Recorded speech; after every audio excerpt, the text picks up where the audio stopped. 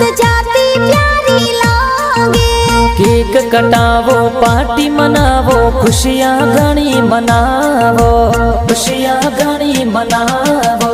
घी गरम जी पापा जी ने पारू देवी मम्मी जी।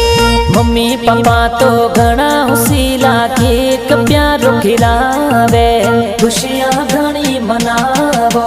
भगवान राम सरवण भाई संतोष भाई आवे। सगड़ा परिवार वाला देखो डीजे ऊपर नाचे खुशियाँ घणी मनावो। रविंद्र भाई शंकर भाई बर्थडे पार्टी देवे। भाई थोड़ा घना कोडीला डीजे ऊपर नाचे गिफ्ट थोड़े लावे। नीतू भाभी खुश भतीजी केक थोन खिलावे। सगड़ो परिवार मिलने देखो बर्थडे प्यारो मनावे। एवन बैसा आरती बैसा बैनो स्टोरी डाले।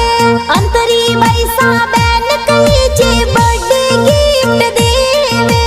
पार्टी मनावो केक कटावो खुशियाँ घणी मनावो।